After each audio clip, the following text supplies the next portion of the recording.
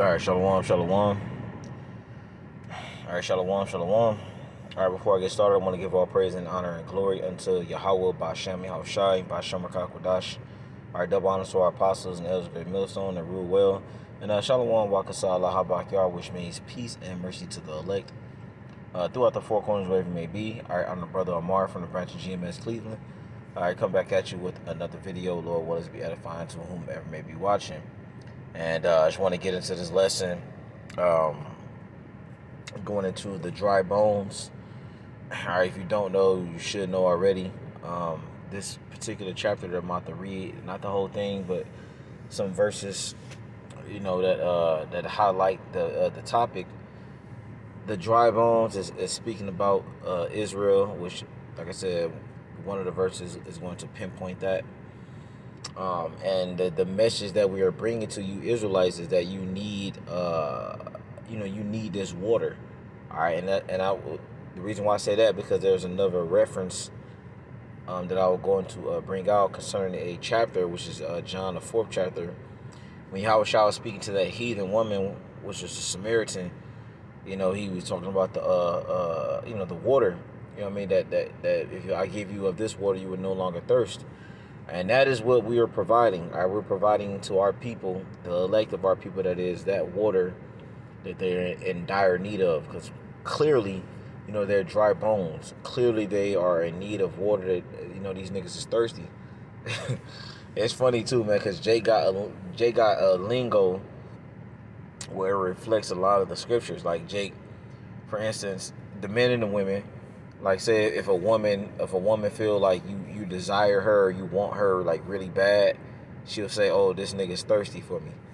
You know what I mean? Or or on contrary, Jacobite, if Jake is like, say his homeboy really wants a chick, Jacobite, man, damn, bro, you thirsty for her, man. You know what I mean? Meaning, like, what does that mean? That's slang. That's Jake using slang, talking about he really desires her. All right, but in this case, the thirst that our people are in dire need of is the scriptures, man, because they're lacking what, that spirit. Still have that salt, because that's just how the Lord made us. But you lacking what, the scriptures. Anyway, it's the book of Ezekiel 37:1. It says, the hand of the Lord was upon me. It says, and carried me out in the spirit of the Lord, and set me down in the midst of the valley. It says, which was full of bones. The valley represents what predominantly where Jake is dwelling at, mainly America. All right, that's the main valley. All right, that the scripture is talking about. But there's other areas where Jake are scattered at. All right, but like I said, the valley represents America. It says which was full of bones. The bones represent the nation of Israel. And pay attention, because the latter verse that I will read is going to expound upon what are the bones.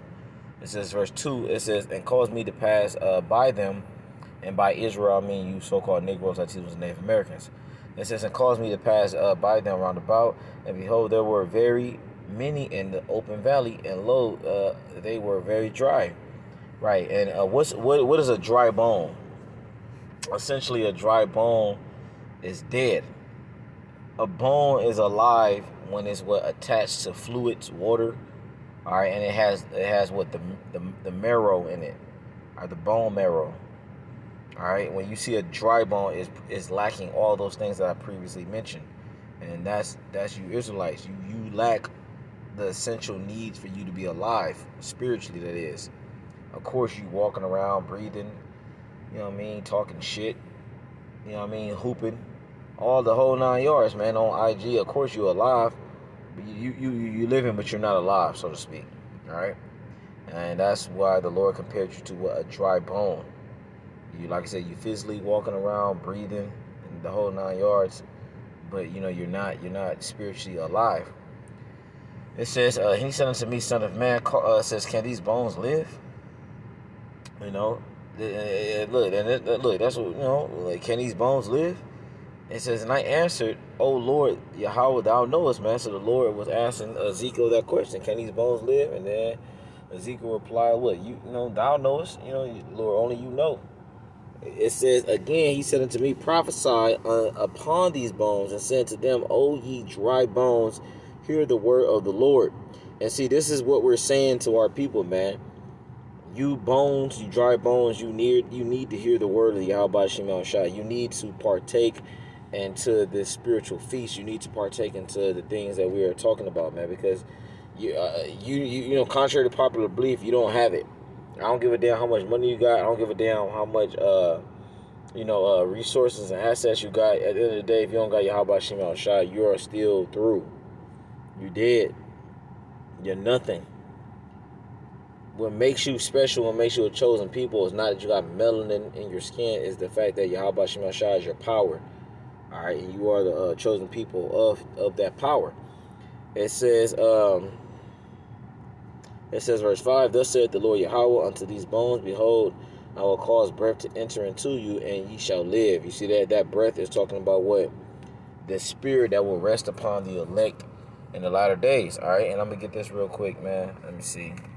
I can't get it in this Bible, because on the Bible that you see, because this one doesn't have the Apocrypha included, so I'll get it from another source, which is my other phone.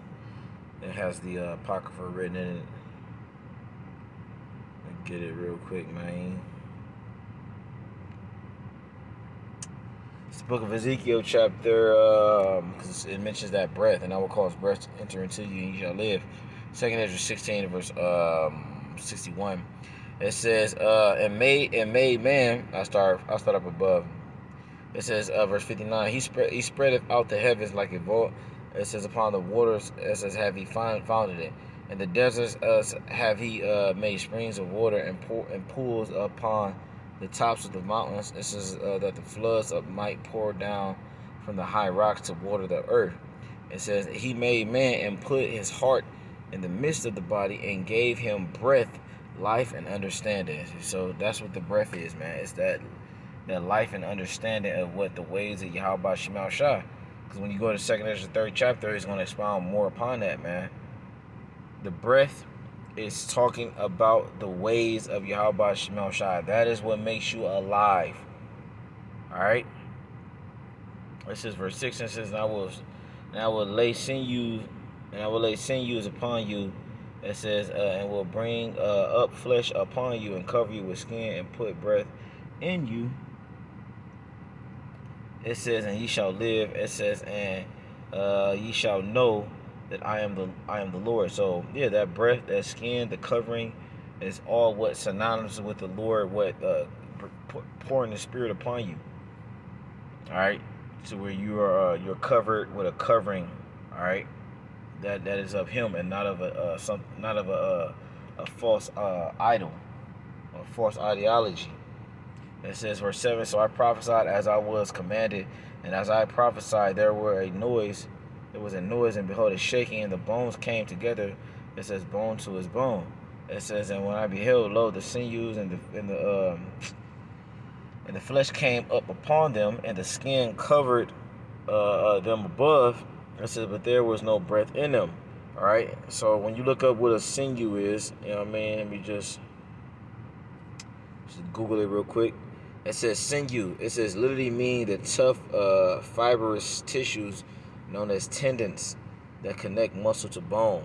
It says figuratively, the word refers to the vital strength, power, or core supporting forces that hold a system, structure, or organization together. You see that?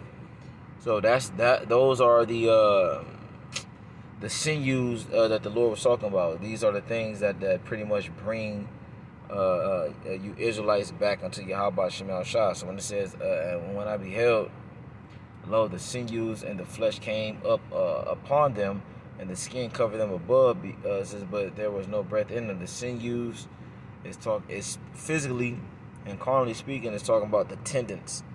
All right, like what I just read, that connects muscle to bone. But figuratively, like I just read, it says the word refers to the vital strength, power, or core supporting forces that hold a system, structure, or organization together. And that is what Yahweh Shema Shai. That ultimately is what holds you Negroes, Latinos, and Native Americans together. It's not your own strength. It's not your own beauty, your own, or whatever, your own money, your own vain accomplishment is what? Yahweh Shemel Shai. Alright, so the sinews, alright, spiritually speaking, is what connects you to Yahweh Shemel Shai.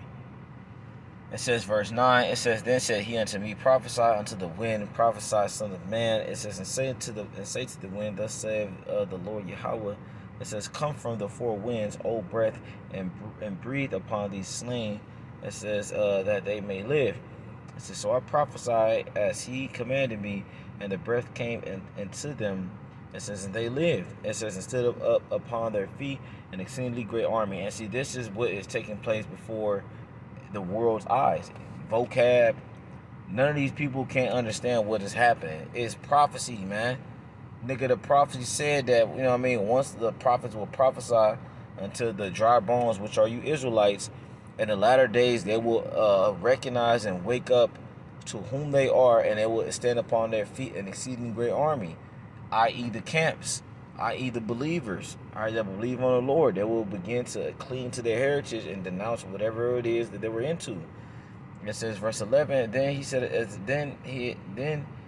unto me, son of man, these bones are the whole house of Israel. So, going back to the first verse, when it talks about the first and second verse, when it talks about when it says, and the hand of the Lord was upon me and carried me out in the midst of the valley, in the midst of the Lord, and set me down in the midst of the valley, which was full of bones. So when you understand what the bones are, and all the way from verse 1 to 3, it says, can these bones live? The bones, all right, it tells you what the bones are when you jump down to 11. It says, then said he unto me, son of man, these bones are the whole house of Israel. So there you go. Somebody question you about, man, how do you know what the bones is? Well, nigga, it said, when you read verse 1 through 3, it said what the bones are in verse 11. Then he said unto me, son of man, these bones are the whole house of Israel. Behold, they say our bones are dry and our hope is lost. It says we are cut off for our parts, man. It says, therefore prophesy and said to them, thus saith the Lord Yahweh, behold, O my people, I will open your graves and cause you to come up out of your graves and bring you into the land of Israel. So yeah, man, the bones are talking about the Israelites, man. All right, which we are commanded to prophesy against, so they can receive what these scriptures, they can see what the moisture, so they can become alive.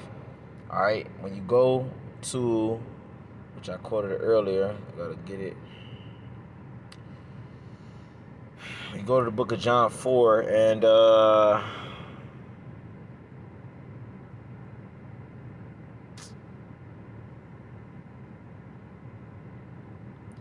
I started 8. It says, for his disciples were going away into the city. It says to buy meat. It says, then said the woman of Samaria unto him, how is it that thou, being a Jew, askest to drink of me, which am a woman of Samaria? For the Jews have no dealings with the Samaritans. Yahushua answered unto her, if thou knewest the gift of Yahweh, and who it is that said to thee, it says, give me to drink, thou wouldst have asked of him. It says, and he would have given thee living water. Verse 11, it says the woman said unto him, sir, thou hast nothing to draw with. It says, and the well is deep. From whence then hast thou that living water? Verse 12, art thou greater than our father Jacob? Well, she's delusional, because you're a heathen, you're a Samaritan, you're not of that chosen lineage. Abraham, Isaac, and Jacob. You don't descend from that line. You're not an Israelite. It says, which gave us the well and drank thereof himself and his children, his cattle. Verse 13, Yahushua answered and said unto her, whosoever drinketh of this water shall thirst again. It says, but whosoever drinketh of the water that I shall give, him shall never thirst. It says, but the water that I shall give him shall be in him a well of water springing up unto everlasting life. The woman saith unto him, sir, give me this water that I thirst not. This is neither come hither to draw. Yahushua said unto her, go, call thy husband and come thither. So the water that Yahushua was talking about was what, man? Ultimately, man, the words, man. All right, the words that he was speaking. And if you are an Israelite and of his chosen, you will receive that spirit, and it will come upon you to understand what he was talking about. That's the water they was mentioning. And that's a lot of things that our people won't understand, man. Bro, you got to understand, man, it's the spiritual aspects of the scriptures that our people toss and toil and you know what I mean, from. They don't understand, bro. There's things in the scriptures that are meant to be carnal and literal, and there's things that are meant to be taken spiritual, and if the Holy Spirit's not dealing with you, you just won't receive what it is we're talking about. And that's okay, because we understand, once again, that's also concerning prophecy. If you're not meant to get this thing, it just, it is what it is, man. We're not going to waste time. We're not going to go back and forth with you. We understand on a deeper level that, look, this individual is not meant to get it based on what the scriptures say. So, hey, with that, I want to give all praise and glory and honor unto Yahweh, Bashem Yahushai, Bashem Rakakadash, and Shalom.